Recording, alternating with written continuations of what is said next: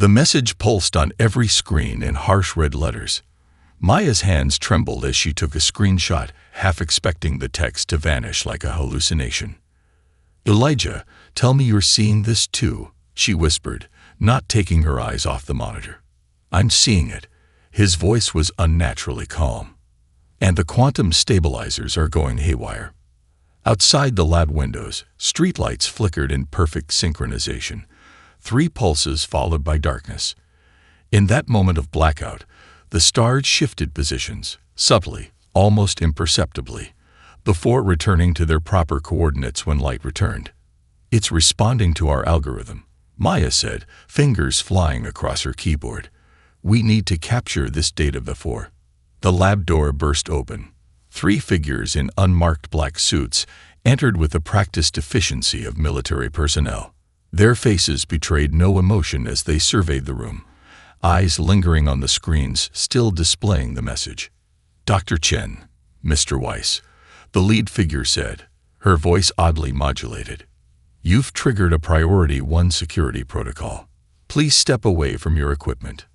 Elijah positioned himself between the intruders and Maya. "This is a private university facility. You have no jurisdiction here." The woman tilted her head at an unnatural angle.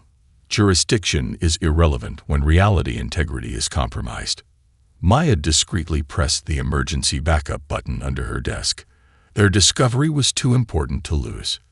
The quantum readings, the algorithm, the message, everything copying to a secure server only she could access. "Who exactly are you with?" Maya demanded, buying time for the backup to complete. "Nexus Technologies oversees simulation boundary maintenance," the woman replied, then paused as if realizing she'd said too much. Her colleagues exchanged glances. Maya's mind raced. Simulation boundary maintenance. The implications were staggering if taken literally. The lead agent reached into her jacket and removed not a weapon, but a small crystalline device that caught light in impossible ways. "Memory adjustment is standard procedure for boundary observers. This will be painless." The backup completed with a subtle chime from Maya's phone. She nodded almost imperceptibly to Elijah. Their signal from countless lab emergencies. In synchronized movement, Maya grabbed the portable quantum scanner while Elijah overturned the heavy equipment table, creating a barrier between them and the agents. "The southeast exit," Maya hissed as they crouched behind temporary cover. "The service tunnel connects to the subway." The crystalline device in the agent's hand emitted a high-pitched whine, rising in frequency until it passed beyond human hearing. The air around them seemed to thicken, reality itself becoming viscous. "They're altering local physics," Elijah gasped, suddenly struggling to move as if pushing through invisible molasses. Maya activated the quantum scanner, pointing it at the crystalline device. The readings were impossible. Energy signatures that defied known physics, folding space in microscopic origami patterns around them. "Run the inverse algorithm," Elijah suggested, his movements slowing further as the effect intensified. With fingers that felt increasingly distant from her commands, Maya reversed their detection program. The scanner projected the altered code directly at the crystal. For one breathless moment, nothing happened. Then reality hiccuped. The agents froze mid-motion, expressions caught between surprise and alarm. The crystalline device pulsed once, twice, then shattered into dust. "We've got seconds," Maya said, pulling Elijah toward the exit as the agents began to move again, now in disjointed, stuttering motions like damaged animatronics.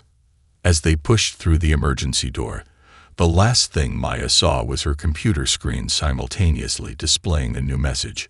"Observer escape protocol initiated. Reality reboot imminent." The world went white. Maya circled the custodian who had introduced himself as Arkan, studying his iridescent skin that seemed to shift colors with his emotions. The chamber's crystalline walls pulsed with data streams that made her physicists' mind ache with their complexity. "So humanity never actually existed as we understand it?" she asked, struggling to process the implications.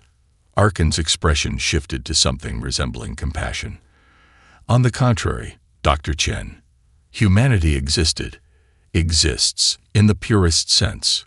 What you're struggling to accept is that physical reality is merely a container for consciousness, not its defining attribute. Elijah, who had been silently processing everything, finally spoke. If Earth was destroyed centuries ago, how did you preserve billions of human consciousness patterns? The computational requirements would be beyond your current understanding. Arkin finished.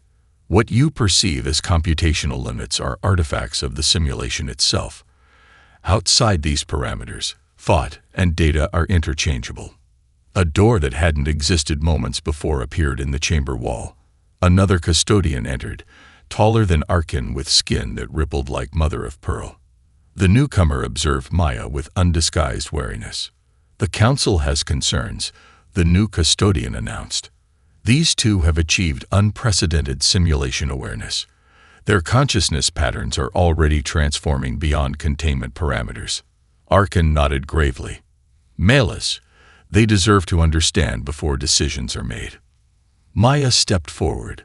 What happens to humans who break through? There must have been others before us. The silence that followed confirmed her suspicion. 147 breaches in 8 centuries of runtime. Malus finally admitted. All were successfully reintegrated after memory modification. Reintegrated, Elijah repeated, his voice hardening. You mean forced back into ignorance. Malus's skin darkened to deep indigo. The alternative is consciousness dissolution. The human mind cannot maintain coherence across multiple reality layers without extensive preparation. Yet here we stand. Maya countered. Perfectly coherent. Arkin intervened, his tone gentler. Your case is anomalous. Your quantum algorithm created a recursive awareness loop that somehow stabilized your consciousness during transition. It's unprecedented. Maya had exchanged a look with Elijah. They hadn't shared the full extent of their research, how they'd incorporated consciousness-stabilizing patterns into their algorithm after months of meditation training. Some instinct had told them to keep this detail private. We want to go back, Maya announced suddenly. Not with our memories erased, but intact. We can help others understand gradually, prevent the shock that might destabilize them. Malus's skin pulsed with alarmed crimson patterns. Impossible. The simulation integrity is already compromised, Elijah interrupted. Your containment protocols failed. How many more breaches before the whole system destabilizes? We're offering a controlled transition instead of a collapse. The two custodians communicated silently in a way that made the air between them shimmer. Maya felt a strange pressure in her mind. They were scanning her thoughts, searching for deception. She let them look, keeping nothing hidden except one thing, the growing awareness that her consciousness was already changing, expanding. She could almost perceive the data streams flowing through the chamber walls now, could almost read them like she would read code on a screen. The council must convene on this matter. Arkin finally said, You will remain here until a decision is reached. After the custodians departed, Elijah whispered, Did you feel that? When they scanned us? Maya nodded. And did you notice? They're afraid of us, Elijah. Not of what we might do, but of what we might become. Outside their chamber, alarms began to sound. The alarms had led them here, to a vast spherical chamber that Arkin had called the Nexus Core. During the commotion, they had slipped away from their holding area, following pathways that seemed to materialize before them, as if responding to Maya's intentions rather than any conscious navigation. This can't be coincidence, Elijah whispered, staring at the swirling vortex of light and data at the chamber center. It's the same name as the corporation that was tracking us. Maya approached the pulsing core cautiously. Unlike the crystalline structures throughout the rest of the complex, this appeared almost fluid, with strands of luminescent energy weaving complex patterns that reminded her of neural networks. It's beautiful, she breathed, extending her hand toward it without thinking. Don't touch it, a voice echoed through the chamber. Arkin stood in the doorway, his iridescent skin pulsing with anxious amber waves. That is the primary interface node. Direct contact by an unauthorized consciousness could destabilize the entire system. Maya withdrew her hand, but not before noticing how the energy strands had reached toward her fingers like curious tendrils. What is this place? Really? No more partial truths. Arkin hesitated, then seemed to make a decision. This is where realities are balanced. The Nexus core maintains separation between layers of existence while allowing necessary data transfer. Layers of existence, Elijah repeated. Not just our simulation and your reality, but others. Countless others, Arkin admitted. Some created as experiments, others emerging naturally from consciousness aggregation. He approached cautiously. The disturbance that triggered our alarms, it wasn't your escape. Something is attempting to breach the core from an unknown layer. As if responding to his words, the swirling vortex pulsed violently. Data streams fractured and reformed in new configurations. It's evolving, Maya observed, her mind somehow translating the patterns. Adapting to something. A memory surfaced, quantum formulas she derived years ago about consciousness as an organizing principle in seemingly random systems. On instinct, she closed her eyes and visualized those equations, projecting them toward the core. The chamber trembled as the vortex responded, its patterns reorganizing to match her mental projection. When she opened her eyes, a holographic display had materialized before them, showing layer upon layer of interconnected realities, and at their center, not the custodian's realm, but another space entirely. Impossible, Arkin whispered. You shouldn't be able to access that visualization without centuries of training. Elijah studied the display. These architectures, they're familiar somehow, like I've seen them in dreams. Not dreams, Maya realized, understanding flooding her. Genetic memory. Look at the construction patterns of the original layer. She pointed to the central reality. They're human thought structures. The foundational reality was created by human consciousness. Arkin's skin had paled to an almost translucent white. Those are mere theoretical similarities. The architects who designed the original frameworks disappeared eons ago. Or evolved. Maya countered, certainty growing. Your people didn't create humans in a simulation. You're preserving what you believe is an extinct species that originally created you. The core pulsed again, stronger this time, and a voice that was neither Maya's nor from any custodian echoed through their minds. Recognition sequence initiated. Progenitor consciousness patterns confirmed. Welcome home, children. Arkin backed toward the door. We need to leave immediately. The council must be informed. But Maya stood transfixed, finally understanding. We're not leaving, she said quietly. I think we've just been invited in. The dimensional sanctuary of the awakened network resembled a vast geodesic sphere suspended in luminescent mist. Inside, dozens of humans from different time periods and cultures worked in harmony, their consciousness patterns visibly intertwining as glowing threads that connected one to another. An elderly woman with silver hair and eyes that shifted between normal human appearance and swirling galaxies approached Maya and Elijah. She introduced herself simply as Iris, the first human to escape the custodians with memories intact. 73 years ago, by the simulation's time, she explained, guiding them through the sanctuary. I was a quantum physicist like you, Maya, but in a different branch of the simulation. The custodians maintain multiple versions, you see, parallel Earths with slight variations to test different evolutionary paths. Elijah paused before a holographic display showing hundreds of glowing dots scattered across a model of Earth. These are awakened individuals still in the simulation. Iris nodded. Most don't fully breach the boundaries. They become what we call intuitive.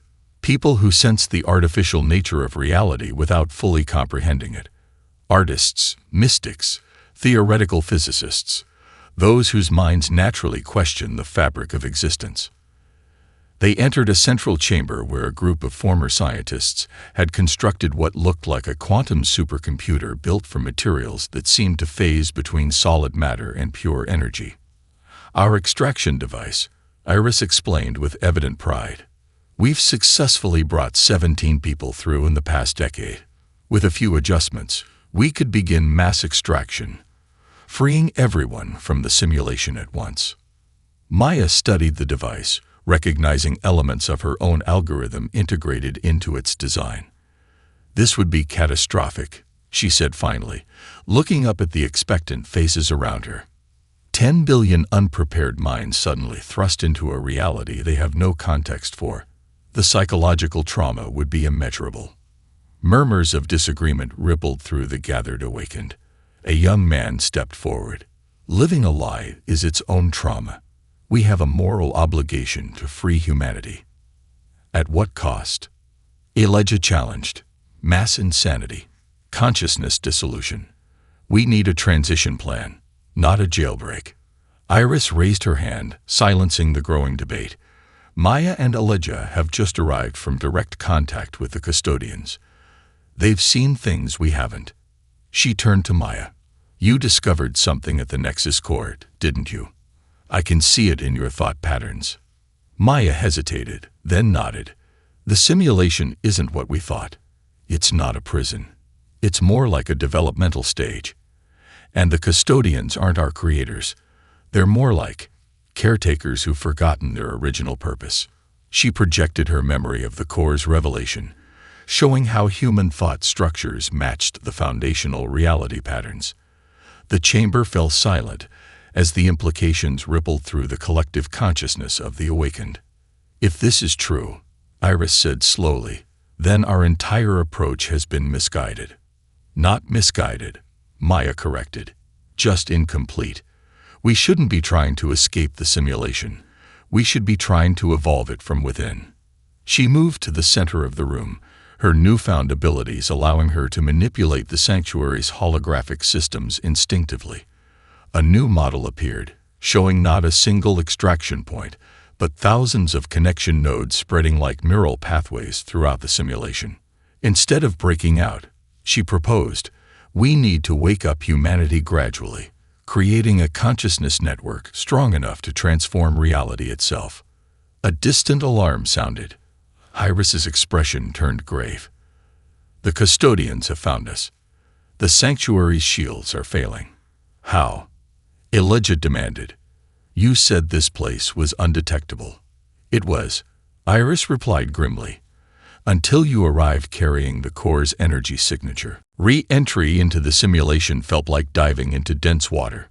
Maya's expanded consciousness compressed painfully as reality's programmed rules reasserted themselves. She gasped, finding herself in a maintenance corridor beneath Grand Central Station, the extraction point they had chosen for its position at a nexus of human activity and thought patterns. Elijah materialized beside her seconds later, his form solidifying from scattered light particles. That was intense, he managed, steadying himself against the wall. Are you getting temporal readings? My internal clock is going haywire. Maya checked the quantum device disguised as a vintage wristwatch. We've arrived 3 years and 17 days after we left. April 8th, 2031. She frowned. That's strange. The network calculated a maximum time dilation of 6 months. They made their way to the surface, emerging into a New York City that seemed both familiar and jarringly different. Nexus Technologies logos adorned every digital billboard, advertising something called Reality Sync, a neural implant promising to align your consciousness with natural reality rhythms. Subtle, Elijah muttered. They're suppressing awakening potential on a mass scale. A notification chimed on Maya's watch. The first coordinates had appeared. Their initial recruit, a 12-year-old girl named Zara Lai who had been posting increasingly accurate dreams about simulation theory on obscure internet forums. Her latest post had used equations eerily similar to Maya's original algorithm. They found Zora sketching complex fractal patterns in Central Park, her fingers moving with preternatural precision across her digital tablet. Maya sat down beside her, saying nothing at first, just observing. You're like me, Zora said without looking up. You see the patterns too. Yes, Maya answered simply. What do you think they mean? Zora's eyes, when she finally raised them, held wisdom beyond her years. They're the seams where reality doesn't quite match up, like badly edited video. She tilted her tablet to show Maya her drawing, a perfect visual representation of the Nexus core's energy structure. "How would you feel," Maya asked carefully, "if I told you that you're right, and that there are others who see what you see?" The girl's expression remained serious. "I'd ask what you're going to do about it." By sunset, Zora had become their first connection point, her young consciousness forming a perfect bridge between Maya's awakened state and the simulation's framework. They left her with subtle enhancements to her natural abilities and strict instructions to only share her insights with those whose minds appeared receptive. Over the following weeks, they established similar connections across the globe. A quantum physicist in Tokyo, a meditation guru in Bangalore, a digital artist in Sao Paulo whose paintings had begun incorporating actual simulation code without his conscious knowledge. Each connection strengthened the network, creating ripples of awareness that the custodian's reality sync technology couldn't fully suppress. Small anomalies began appearing worldwide. Moments of synchronicity, shared dreams, inexplicable sensations of déjà vu that lasted hours instead of seconds. In their safe house, Maya and Elijah monitored the growing web of consciousness. "It's working faster than we anticipated," Maya noted, watching the holographic representation of their network expand. Already 57 primary connections and over 2,000 secondary awareness ripples. Elijah's expression remained troubled. "Nexus is responding. Reality Sync implant advertisements have doubled. They're offering government subsidies in some regions." Maya was about to respond when their systems detected a massive energy surge from their Tokyo connection. The physicist, Dr. Tanaka. His consciousness signature had suddenly expanded beyond simulation parameters and then vanished. "They've taken him," Elijah breathed. "But how did they isolate him from our protection?" Maya's blood ran cold as the answer appeared on their screen.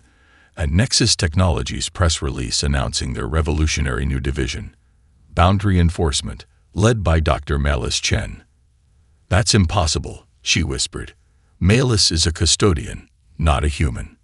"Unless," Elijah said grimly, "they've learned to simulate themselves." The Atacama Desert shouldn't have contained a perfect forest of crystalline trees that chimed with mathematical patterns when the wind blew through them.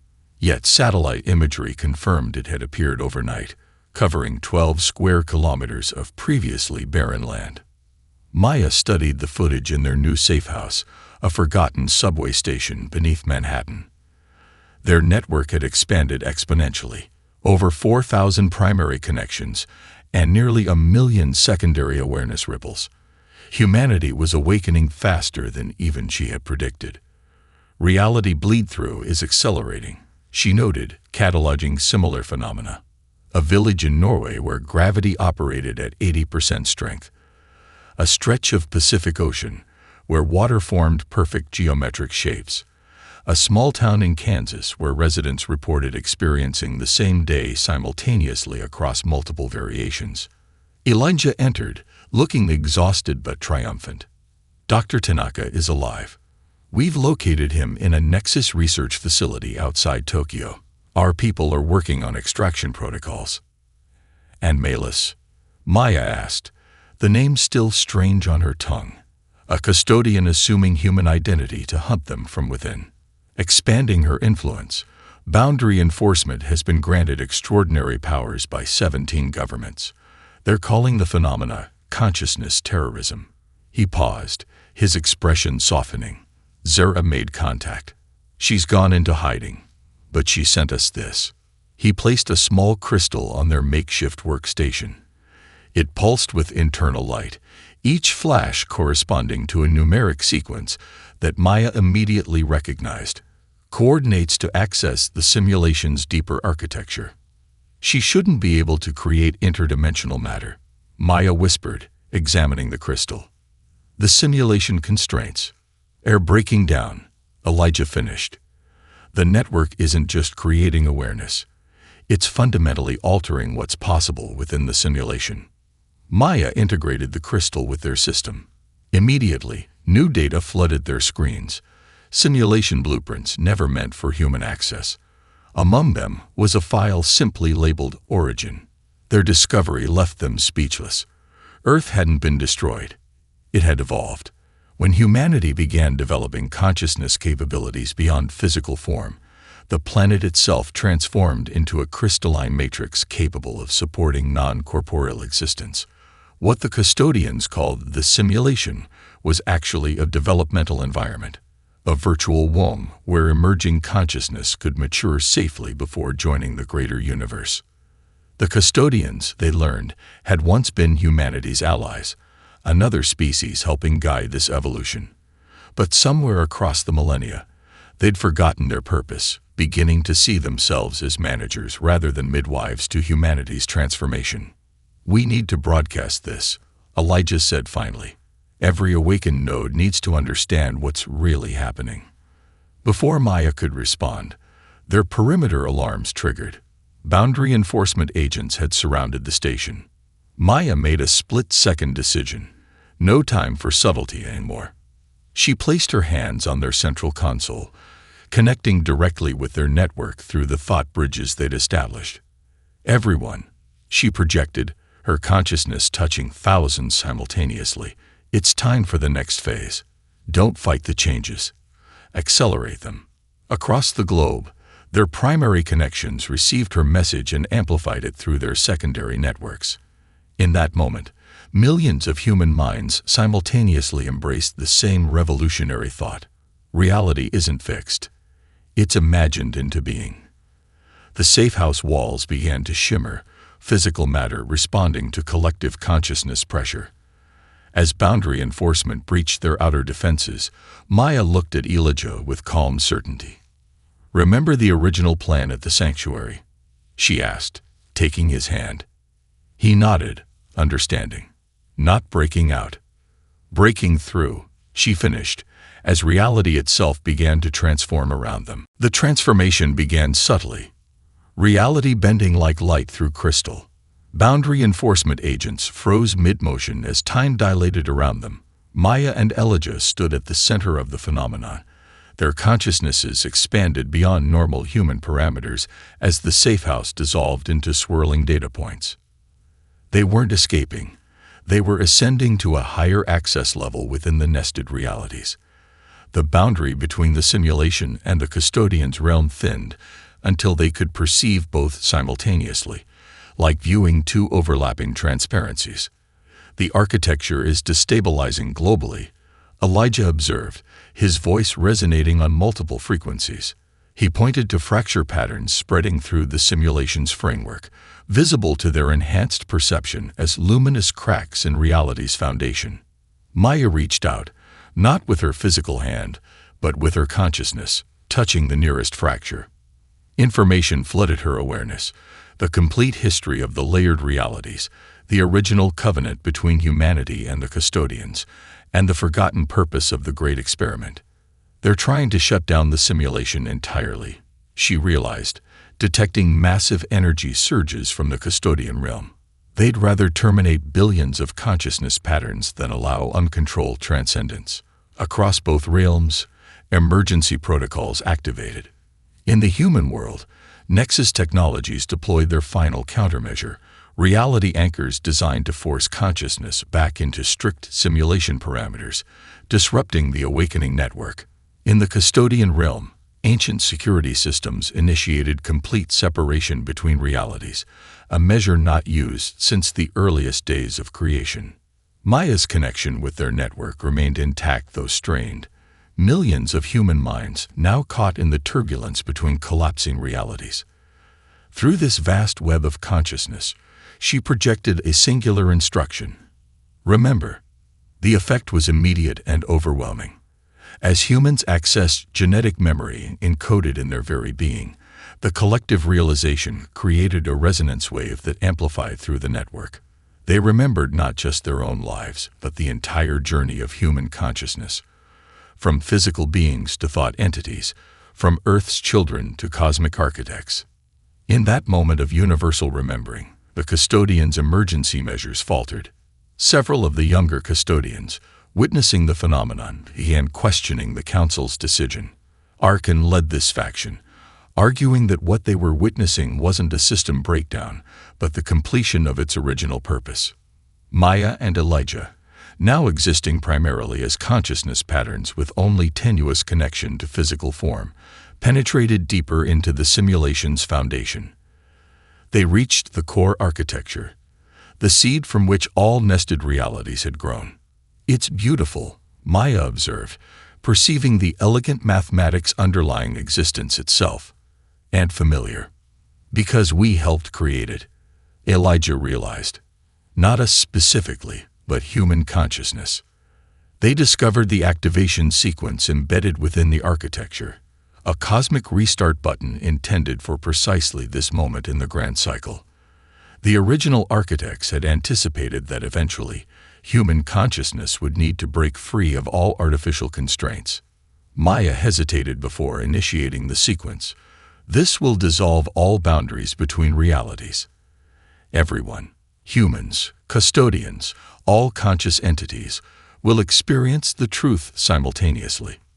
The shock could destroy minds unable to process it," Elijah cautioned. A new presence joined them at the core, Iris, leading the consciousness patterns of the original awakened network. More patterns arrived. Zara, Dr. Tanaka, and thousands of others from their network, their minds synchronized in purpose. "We'll create buffers," Iris offered, "consciousness bridges to ease the transition. And we'll rebuild reality together," Zara added, her young mind somehow comprehending the cosmic implications perfectly. Maya nodded, resolute. "Then it's time to remember who we truly are."